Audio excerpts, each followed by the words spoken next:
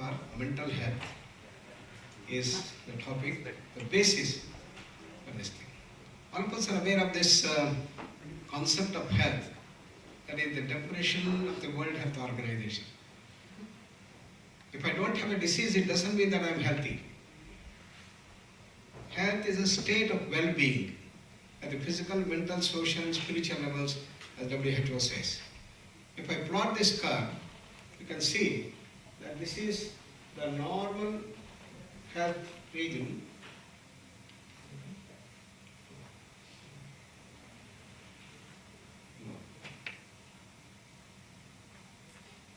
And the objective of any healthcare delivery system should be to prevent diseases and to move towards positive health and towards perfect health. But when we look at the present scenario around the globe, what do we see?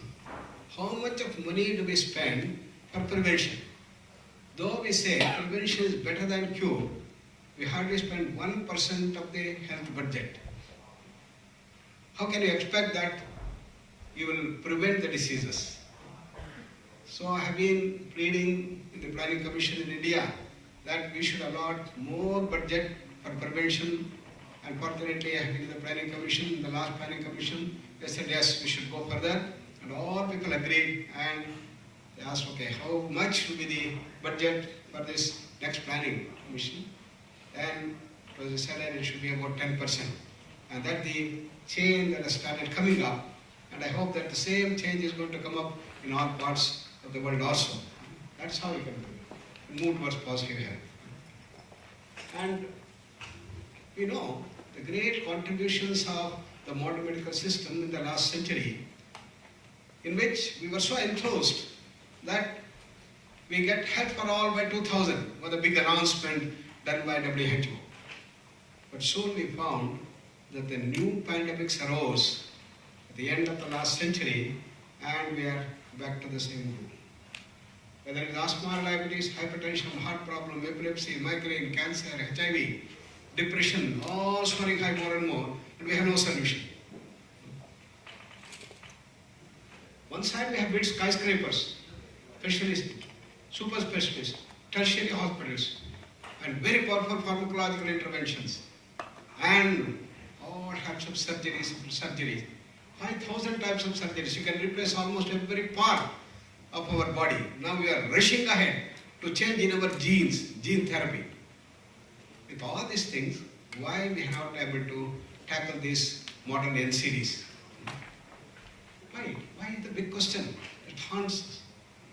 I consider that there is a basic reason for that. That is our knowledge base. The knowledge that we have today in science is limited to the physical world around us. What do I mean? Just refresh your memories. It was 4 centuries back that Newton and Descartes started the ball rolling in the West, and the objective was the search for reality. Breakthroughs after breakthroughs, the best of the minds and the intellect all over the world. And what do we see? We have been able to unravel the mysteries of the physical world, everything made out of quarks, molecules, atoms, protons, neutrons, fundamental particles made out of all quarks. So it's all energy, energy, energy. You can precisely calculate how much of energy is in given matter. We also understood the laws that govern them. Newton's laws of motion, called as classical mechanics. When you go to extremely high speeds, like an electron spinning around the nucleus, you have to go to higher laws, theory of relativity, quantum mechanics, and probabilistic mechanics. So in a sense, we have understood everything about the physical world. We know what it is made of, what are the laws that govern them. Therefore, anything physical, we have very big success. Putting man on the moon, building skyscrapers, underwater tunnels, information technology, surgeries and surgeries, everything. What is happening to science? That wonderful book which came, written by quantum physicist Professor Fritz of Capra, many of you must have come across that book, Turning Point. What did he say? He just traced the entire history of modern science from the time of Newton and how we had to move beyond the physical. Is there something like life or prana apart from functioning of DNA or RNA molecules? Can mind exist without the brain? What is the difference between mind, intellect, emotions? Is there something like consciousness from where the whole universe has come? into this realm of subtlety, complexity, that modern science has to move further, he said. Since he said that, hardly we made an inch of progress. Except talking about consciousness in many of the hardcore conferences, we hardly have got any knowledge. We are in a very, very embryonic stage. Therefore, any challenge that is related to these subtler dimensions of our creation, we have no solution. And whether it's the mental health or stress is not merely physical. No doubt, physical trauma can cause stress, a pregnancy, an accident, a surgery can all cause stress. But more important is mental restlessness, emotional upsetness, deep-rooted psychological conflict. All are at the base of stress. And these modern entities belong to this category, which are very complex and multi-dimensional. And what is our knowledge base? One dimension. Physical. How can a one-dimensional knowledge solve the multi-dimensional challenge? That's why we don't have a solution. Well, modern science has no solution. What is the way out? India offers this solution. Yoga, spirituality, as Sridharanji was mentioning. All this knowledge base is available in the Vedas. And that the treasure house of knowledge, Veda means Vidignani, to know. It's an encyclopedia of knowledge, treasure house of knowledge. Where the Puramimamsa and the Uttaramimamsa. Puramimamsa deals with all our rituals, karmas, pujas, havans, homas, everything. And I call that as the industry of the Vedas, because we can't ask questions. When you go to a temple or a church, whatever he says, you must just follow it. You can't ask why you should do it. Same thing in the industry. When you are trained to do a particular job, you should go on doing it without questioning. Whereas when you come to the second dimension, the science, that the Uttaramimamsa, you have to question and question and question. That is the Upanishads. Thousands of Upanishads available. At least 800 Upanishads available in print, but these are the 10 Upanishads. Isha, Kela, Katha, Mundaka, Mandukya, Aitriya, Taitriya, Prashna, Chandogya, Brihadaranyaka. And what do these Upanishads contain? I want to share with you this story, the story of 4 wives. A king. 4th wife is the one whom he loved the most. He spent all his time, energy, everything to take care of this 4th wife. And the 3rd wife was the most beautiful, most attractive, most enchanting, great pure one. Anybody who would come from outside, he will send his 3rd wife, who will go and enchant them and bring into the ways of the king. So the king was very proud of her, and she also loved him a lot. But in the heart of hearts, the king was a little afraid. What is going to happen if she meets a very big emperor? Probably she may go away with that emperor. That was the fear he had. Second wife is a very practical woman, very pragmatic, and any problem the king could not solve, there she was solving the problem. So the king loved her also very much.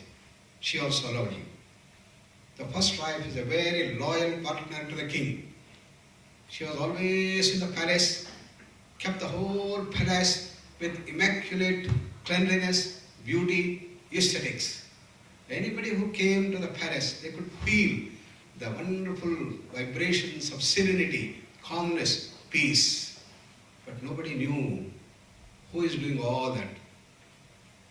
Unfortunate thing was, even the king did not bother about her, was careless about her, never asked whether you are taking food. But it mattered not for her, because she was full of real love, called it the prema bhava. She went on giving and giving and giving, serving and serving and serving, and never expecting anything in return. That is the first wife. The day came, as it comes to all of us, the king was very old, was on his deathbed. Few more hours left, he understood. Then he thought of his luxurious life, all these years with 4 wives taking care of me. What is going to happen to me when I die?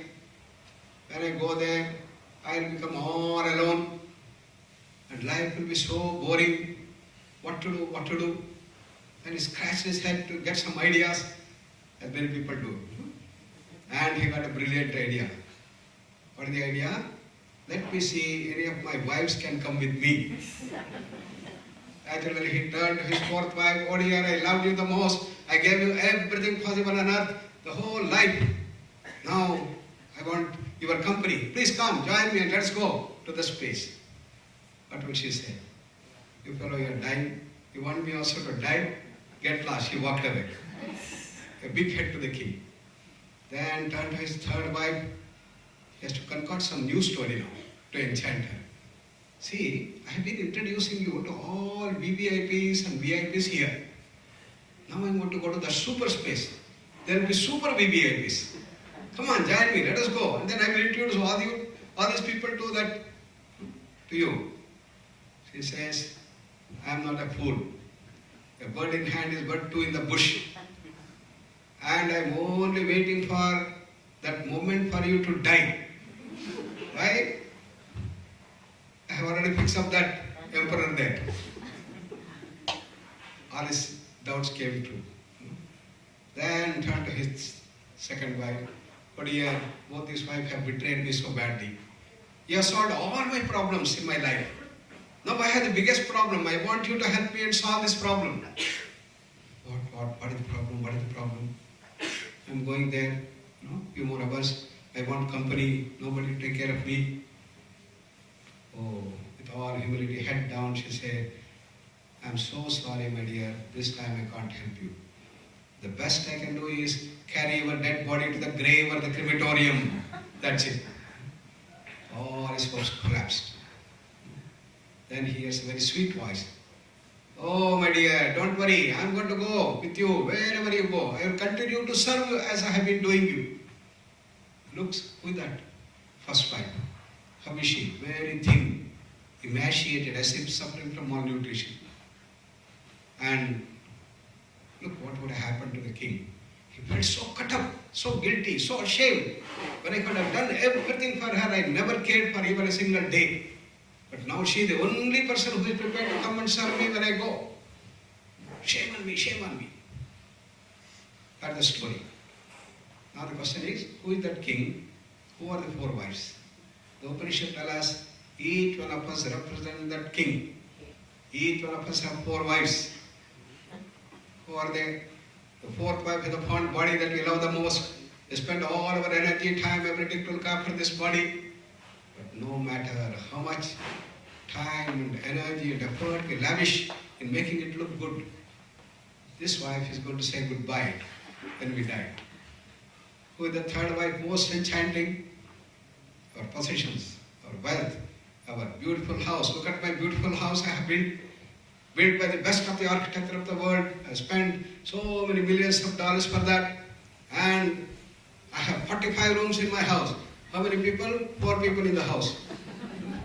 And how do you manage all these things? How do you clean? I've got special robots, cleaning robots. They will do automatically all the work for me. And all types of gadgets, everything I can control with my buttons in my room. We have panel board, everything. We are very proud. What is going to happen to this wife as soon as we die? Oh, this is going to go to someone else. This wife is going to marry someone else. Who is the second wife? Very practical. Our family and friends. They all come to our help to solve. But how long? As long as we are alive. When we die, what can they do? The best is they can carry our dead body to the grave or the crematorium. And who is that first wife? Always unseen. That is what we call as Jivatma, or individual soul. And we have no time, like that king, to look inside. If Swami Sridharananda says, every day you meditate, you start looking and investigate, who am I? You go back, how much time? Half an hour meditation, 1 hour? No, I don't have that type of time. 1 hour. If I had that 1 hour, I would have earned another $1,000. We are too busy in our work outside. No time to go inside. So, Upanishad tells, please, for heaven's sake, don't do that. Don't regret like the king in the end. Spend some time to look inwards. And that looking inwards is the key essence of yoga spirituality. And the Upanishad tells us, there's nothing wrong in you and me, because we are all built that way. We are created that way. Paranchikhani mitrinat, paribhu, swayambhu, tasmat, parang pashyati antaratman.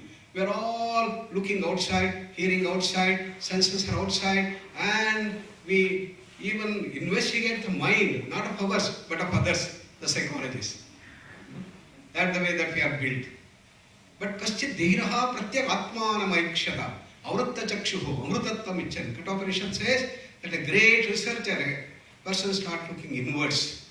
Then he started seeing something fantastic, something unbelievable. And that's what it says. Okay? What is the conclusion of that inward journey called as Adhyatma Shastra, spirituality? It tells us that the whole body that we have and the physical world and others, everything is changing. A billion cells get created every day, billion cells get destroyed every day. And since we came to this world, all our bodies are totally changed. We have a new, fresh body every minute. Therefore, there is a great Buddhistic philosopher, Nagendra. He said that he developed a new model called Kshanikavada. The whole world is nothing but Kshanika, temporal, comes and goes. Somebody asked, is there something that doesn't change? He did not answer. The later group called the Mahayana group, they came and said, it is silence, it is zero, it is shunyata, it is vacuum. But later on when Shankaracharya came, he said, hey, it looks very illogical. How can this fantastic world that we have, infinite world we have, can come from a zero? Can't be. So that also should be full. This is full. Purnavadaha, Purnabidam. Both are full. Purna. What is the relation? Purnat, Purnam, Udachyate. This world, which is infinite, comes from that infinite source. When that infinite comes out of that infinite, what happens? Will it become a zero? Because x minus x is zero. That is the law of the finite world. The law of the infinite world is infinity minus infinity could be infinity. Purnasya Purnam Adaya Purnameva Vasishyate, it said. The Purna doesn't get changed. And that's our source. And that's what somebody was saying. That's what we all are. And that's the type of immense power, knowledge and bliss, unchanging bliss. The ever-changing dimension of creation has the seen and the unseen dimension. And the seen dimension is our physical body. This is the Panchakosha model prescribed in the Upanishad. It tells us, you are not just a physical body, my dear. You have got slightly bigger than this body in the Pranamaya Kosha, a bioplasmic layer. And much bigger than that is an astral layer called Manomaya Kosha, made out of the mind. You can call it as a field, or a layer, or a body, whatever term, Kosha. And much bigger than that is the wisdom layer called Vijnanamaya Kosha. And the biggest of all is our bliss layer. That's our causal state. And this is the total knowledge. All these 5 layers go on changing. The body is changing, the mind is changing, emotions are changing. Everything goes on changing. That which is beyond all that does not change. That is what we really are. And that is the state in which there is no birth, there is no death, and it is beyond space, time, causation. And that, I call it as our real home. Because that sweetest home, the most blissful home, is our real thing. And Anandamaya Kosha, the causal state, which is a state of Ananda or bliss. We all have the experience of that when you go to the sleep. What does every person suffering from pain want? Oh doctor, please give me a sleeping pill. I can't bear this torture of the pain. I am suffering from cancer pain. Even normal sleeping pills will not work. Give me morphine so that I can go to sleep. Sleep, deep sleep, is a state of bliss, ananda, is said. There is no action. The mind has gone into its causal state. From there we wake up and we come to the Vijnanamaya Kosha, where the differentiations start. I am different from you because you have your own thinking, I have my own thinking.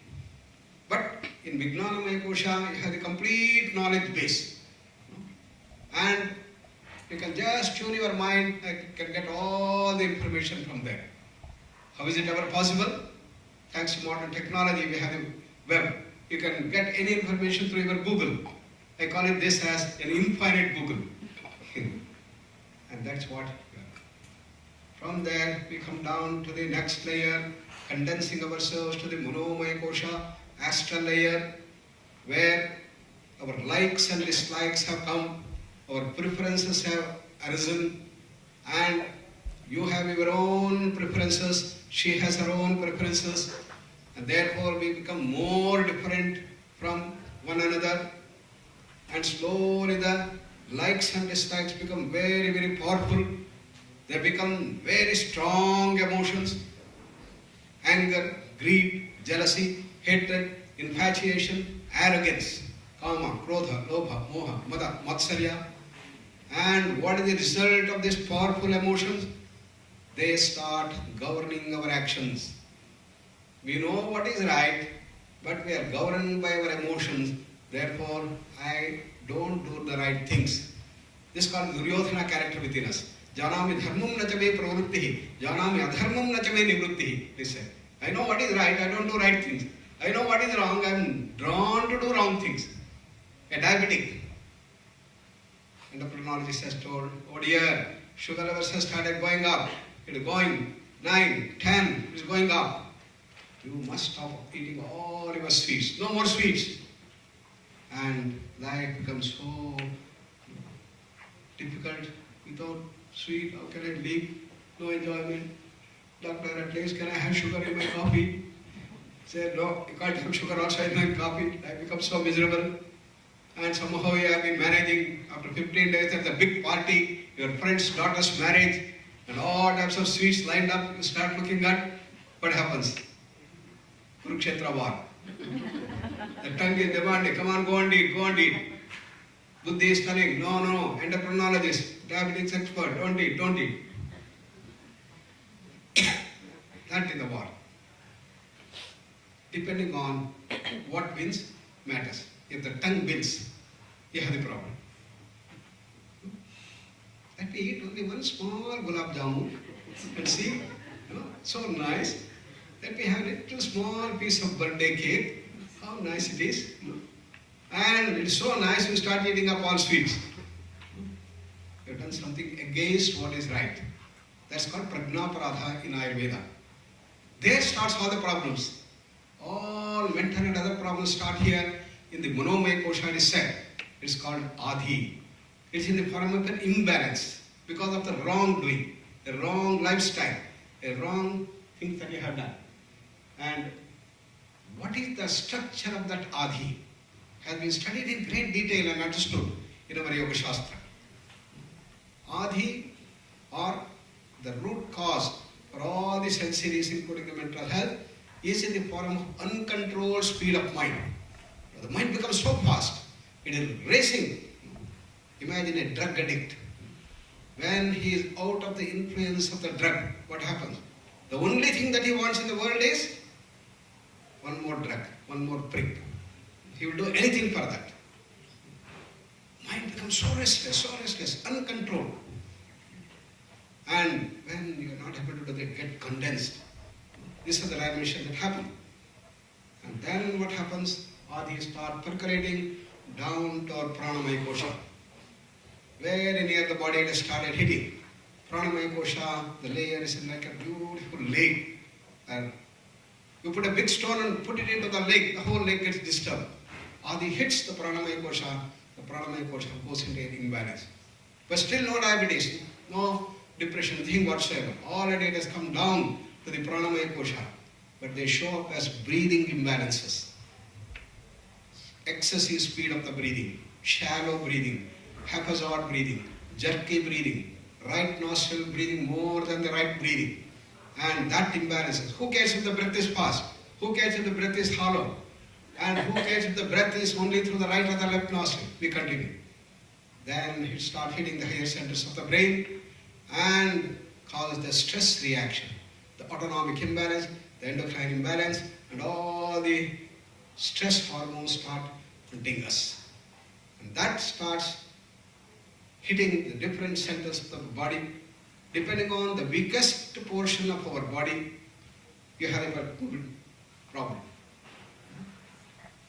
And that is where it becomes a vyadhi, it becomes a disease. This is the whole mechanism that has been talked about and understood about all these ailments. So it starts everything in the manomaya kosha, comes down to the pranic imbalance, shows up with the stress reaction and becomes a vyadhi, the disease. And what do we do in our modern medical system? We deal with very powerful pharmacological intervention, if not ECT, all types of antidepressants and everything we take for the mental thing, and nothing worse, the surgeries, everything working at the body level. But the root cause is here, in the manomaya kosha, in the adhi. That's why we don't have a solution. So what does yoga do? Yoga works at all these levels. It concretizes the wisdom of Upanishads and to our day-to-day activities by systematic practices. Already, yoga has been talked about. It's not just aerobic, magic or siddhis or acrobatics of the body or the breathing practices. It's a science of holistic living. It is to expand our personality from Annamaya Kosha to Pranamaya, Manomaya, Vijnana, Anandamaya Kosha and go beyond. Raising ourselves from our animal level to become normal, great, super, divine human being and reach that ultimate consciousness itself, reach that perfection itself. That is what yoga is about. And yoga works at all the levels, at the physical, mental, emotional, intellectual level. But Patanjali defined yoga as Chitta Vritti Nirodha. Is already talked about by Shedrananji, also by Professor Gangadhar. What is so special about gaining mastery over the mind? We all have good concentration. And not only all of you, but millions all over have the wonderful concentration. Can you say that all these people are yogis? No. Why? Take for example a business executive, marketing person. He goes to work for 10 hours, 12 hours, 14 hours, 18 hours with fullest concentration. When he returns home, what happens? 1 day, 2 days, 3 days, gradually the same worries haunt him. The problems continue. Slowly start losing sleep. Becomes insomnia. Then he started using sleeping pills. Otherwise, he is very progressive, started going to the bar. And after a year or two, he has a massive heart attack. Why? It's here that yoga says, it is not enough you are very brilliant, sharp, intelligent, with fullest of the concentration power. That's one dimension of the mastery. You should be able to come back and remain calm, quiet and silent. Mana prashavana upayaha yogaha is already mentioned in Yoga Vasishta. Yoga is a skill to calm down the mind, silence the mind, tranquil the mind. Why this has happened? Because of our wrong education system. We have made our students run faster, faster memory, quicker memory, concentration, brilliant, sharp, intelligent. We never allowed the students to remain calm and quiet. Because we thought silencing of the mind is to make the person lazy or lethargic. First time in the history, Maharishi Yogi brought this thing, this silencing of the mind is not laziness. It is a higher dimension. We have tamas, rajas and sattva, this is sattvic state, a higher level. And that calming of the mind is going to improve. So therefore yoga is multi-dimensional and can solve the challenges of the modern cities and mental problems. So, alright sir, this is very good, but we are in the age where we have to take into consideration the time constraint and we are in the age of packages. Can you give me a package? He said, okay sir, we have a package called SMET and it's a 2 days package and you can learn 8, 18, 16 hours and we have taken into consideration the limitations of the time. If I prescribe every day I have to practice 2 hours of yoga, you will all come out and say, not the cup of tea I want. Give something for half an hour, something reasonable. If you give something for 5 minutes, how nice it will be. Give something for 3 minutes, it will be wonderful. Give something for 1 minute, then I will practice. That's the type of time constraint we need. Therefore we said, okay sir, we have something for you for 1 minute called instant relaxation technique. 3 minutes quick relaxation technique. 5 to 6 minute deep relaxation technique. And the whole sweat is only half an hour. It consists of simple yogic postures. It is standing and sitting, has the dimensions of pranayama and meditation and the dimensions of the thing others get. So deep rest, more than good sleep, is going to give. And we have been able to show that if a person sleeps for 6 hours, then his metabolic rate comes down by 9%. But if you do this in 35 minutes, you'll find it will come down by 32%. And what's going to happen? It will help in prevention, in promotion of positive health, and in rehabilitation. And the effectiveness start going up. This is what we have shown by evidence-based research on SMED. And brain functioning ability start improving. Studies on EP, P300, polysomnography, all have shown wonderful results. We have published 20 research papers on that. 25 years of yoga therapy research at Vyasa has continued that. And we have dealt with large number of entities, including the mental thing dimension. Our university has 5 divisions: Division of Yoga Spirituality, Life Sciences, Physical Sciences, Management Studies, and Humanity. And we have a number of students, and 1,500, we have doctorate, 150 doing that. And using this technology, work which has spread all over the world, 26 countries, we have collaboration with many, many top universities in USA and others. And what next? In India, we are using this technology for dealing with diabetes. India has become the diabetic capital. So can we reverse that? We are the Stop Diabetes movement. So in Australia, we want to take up this depression control movement, apart from the Stop Diabetes movement. So it's here that many of you can associate with us, and we have got the technology, we have got the module of the total approach, and STM and Dikhan to spread throughout Australia, because this has become one of the major problems, as you know. And those people who are retired but not tired can join this movement, and even the youngsters who want to volunteer, they can also join and take up this yoga as a science of expansion of consciousness, using the total approach of yoga, and bring about this. This is a glimpse of our campus, 100-acre campus that we have in Prashanti Kutiram, and you are most welcome. And until you visit us, you can visit our website, svasa.org, which gives you the detail.